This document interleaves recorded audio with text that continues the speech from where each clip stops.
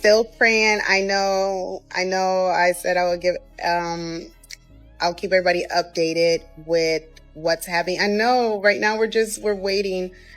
So basically the judge is going to do, I guess, a written order. So we're just waiting, and that order can come any minute, or it could come tomorrow. I don't know. So we're just waiting. We're just waiting. So everybody just keep praying, keep having faith. Oh, Tessa, stop. I've been crying too. It's been a long time coming, you know. In a recent update, rapper YNW Melly's legal situation took a significant turn. After spending a staggering 2,295 days in jail without bond or a conviction, Melly received a bond on one of his 6 charges, marking a critical moment in his long legal battle. This development followed a previous mistrial and sparked a wave of public reactions.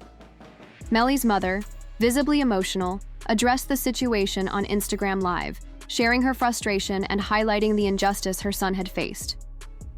Melly's legal team has worked tirelessly to put together an impressive bond package, which included support from his record label, 300 Entertainment. Their proposal outlined that if a bond were granted, the label would cover the costs.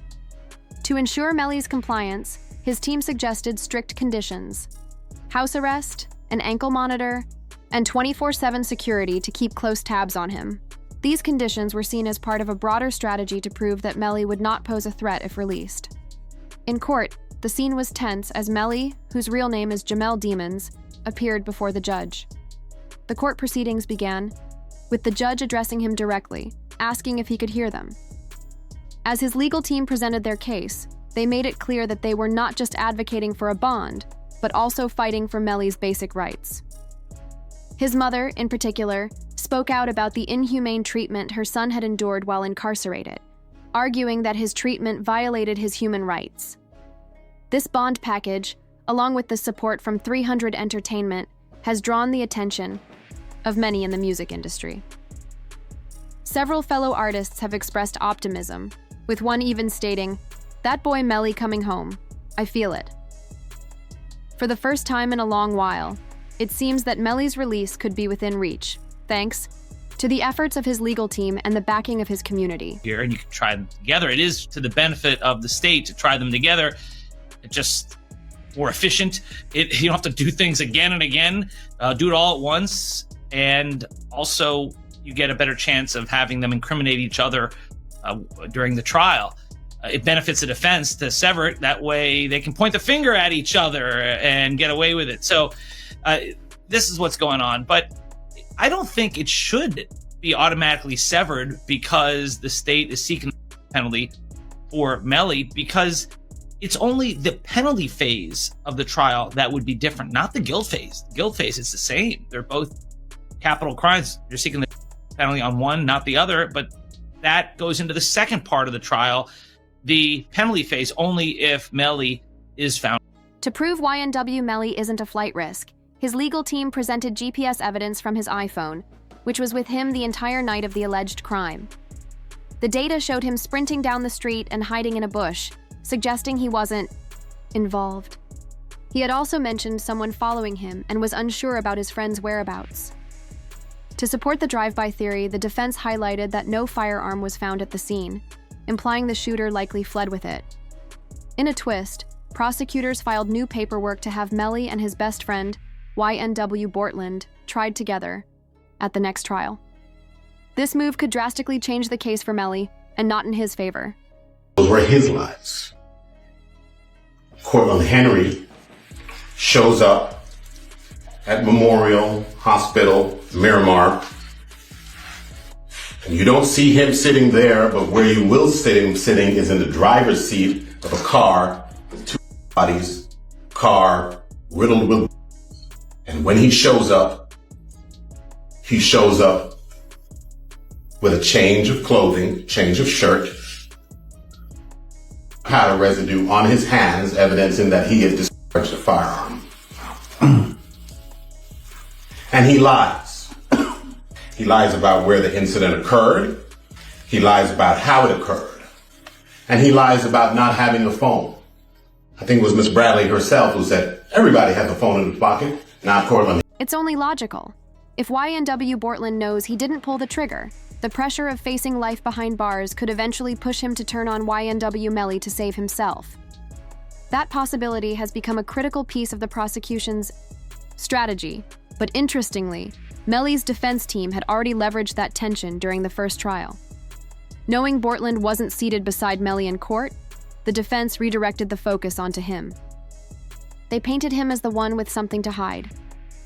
Bortlen, whose real name is Cortland Henry, arrived at Memorial Hospital driving a car riddled with bullet holes and containing the lifeless bodies of Juvie and Sackchaser. Oddly enough, he wasn't. Wearing the same clothes he had on earlier, he had changed shirts. More alarming, tests revealed gunpowder residue on his hands, a strong indicator that he had recently fired a weapon. Bortlen's story quickly began to unravel. He gave conflicting accounts of where and how the shooting occurred and even claimed not to have had a phone, an unlikely scenario, as pointed out in court by a witness who noted, "Everybody has a phone in their pocket, except Cortland Henry." To support their claims, Melly's defense even brought in a forensic expert who detailed the powder residue found on Bortlen, reinforcing their position that he was not only at the scene, but potentially more involved than he had admitted.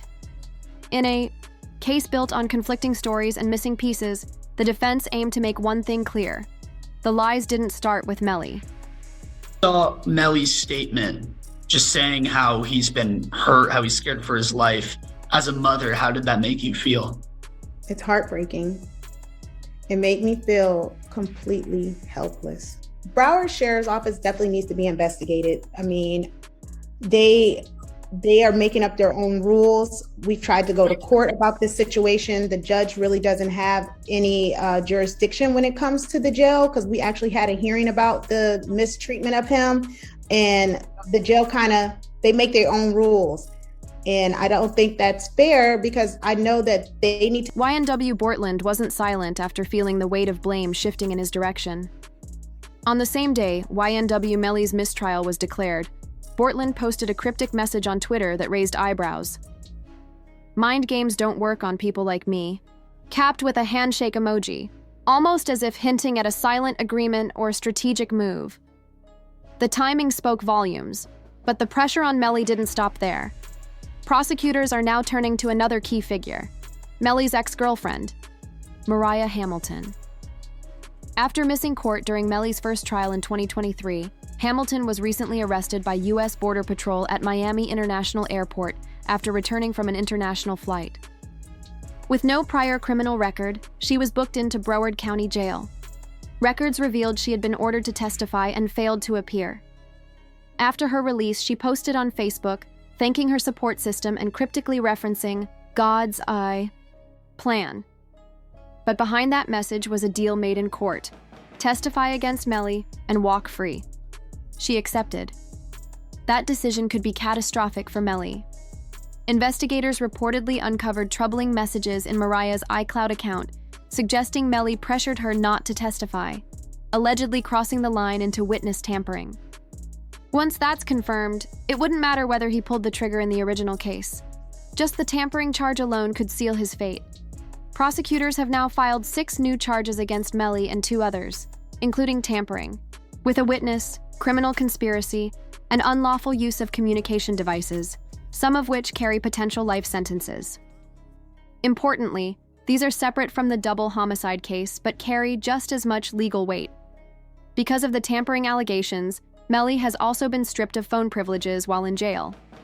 His mother, Jamie King, spoke out in an interview, accusing the jail of violating his rights by cutting off all communication, another grim chapter in a case that continues to spiral with each passing day.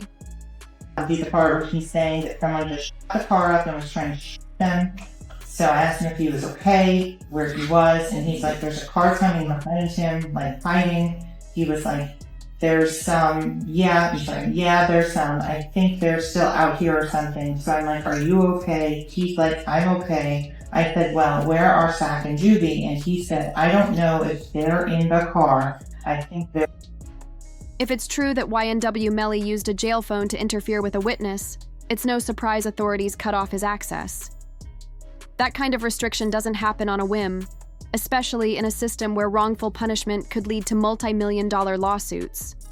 Prosecutors wouldn't take such a drastic step without solid evidence, and it's very likely they're holding that proof close until trial resumes. When given a chance to justify Melly's continued incarceration, prosecutors came forward with what they claimed was hard digital evidence, starting with incriminating messages pulled straight from Melly's phone.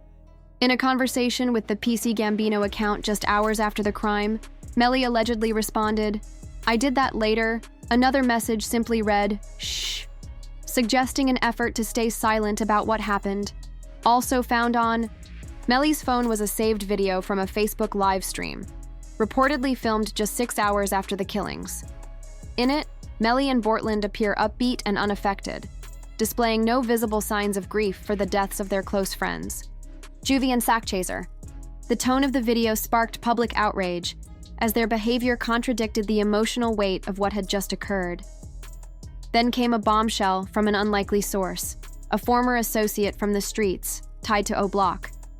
He claimed that Melly once confided in King Von about his motive for the crime: financial disputes.